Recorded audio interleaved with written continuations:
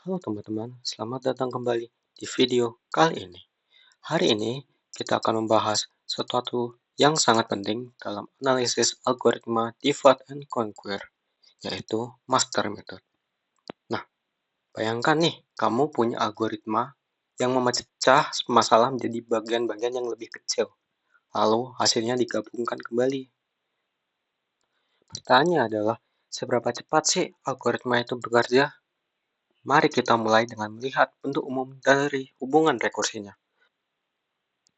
Secara umum, bentuk rekursi yang akan kita analisis adalah seperti ini, yang dimana terdapat Tn sama dengan A dikali Tn per B ditambah dengan Fn.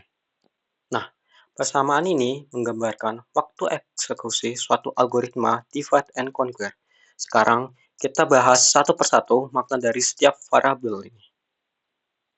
Nah, pertama, A adalah jumlah masalah yang dibentuk di setiap langkah rekursi. Kemudian, B adalah faktor pembagian ukuran masalah, artinya setiap submasalah berukuran N dibagi dengan B kali lebih kecil dari masalah semulanya.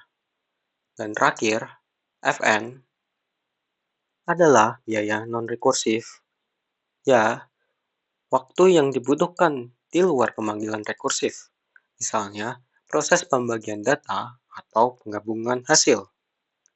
Sebagai contoh, pada algoritma merge search kita punya A sama dengan 2, B sama dengan 2, dan Fn sama dengan N. Jadi, bentuk umumnya adalah Tn sama dengan 2Tn per 2 plus N. Nah, agar master method bisa diterapkan, kita biasanya menuliskan Fn dalam bentuk O N pangkat K log pangkat P N. Bentuk ini membantu kita membandingkan antara biaya rekursif dan biaya non-rekursif.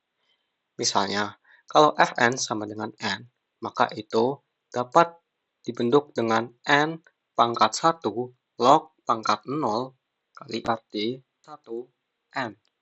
Dan kalau Fn sama dengan N kuadrat, berarti N pangkat 2 log pangkat 0 N. Dengan cara ini, kita tahu mana yang lebih cepat tumbuh biaya rekursif atau biaya Fn-nya. Nah, pada kasus pertama, ketika Fn lebih lambat tumbuhnya daripada N pangkat log BA. Artinya, bagian rekursif mendominasi total waktu. Formalnya, ini ditulis sebagai Fn sama dengan On pangkat log BA min epsilon untuk epsilon lebih dari 0. Maka hasil akhirnya adalah Tn sama dengan theta n pangkat log BA. Contohnya, Tn sama dengan 4 Tn per 2 plus N. Di sini, A sama dengan 4, B sama dengan 2, sehingga N pangkat log BA sama dengan N kuadrat. Karena Fn sama dengan N lebih kecil daripada N kuadrat. Maka hasilnya O N kuadrat. Nah, pada kasus kedua, ketika Fn sama dengan besar N pangkat log BA. Dalam kasus ini, setiap level dari pohon rekursi memberikan kontribusi yang hampir sama besarnya. Maka, total waktu menjadi lebih besar sekitar faktor log N. Hasil akhirnya adalah Tn sama dengan theta n pangkat log BA dikali log pangkat K plus 1 N.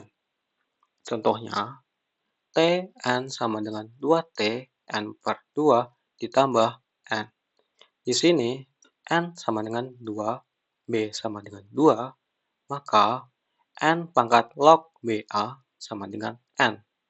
Karena Fn sama dengan N juga hasilnya adalah theta N log N. Kasus ketiga, ketika Fn lebih cepat tumbuh daripada n pangkat log BA. Dalam kondisi ini, gaya utama berasal dari level atas, bukan dari cabang-cabang bawah. Secara formal, Fn sama dengan omega n pangkat log BA plus epsilon, dengan epsilon lebih dari 0 dan harus memenuhi regularity condition, di mana A Fn per B kurang dari sama dengan C kali Fn untuk beberapa C kurang dari 1. Maka hasilnya adalah Tn sama dengan theta Fn. Contohnya, Tn sama dengan 4 Tn per 2 plus n kuadrat.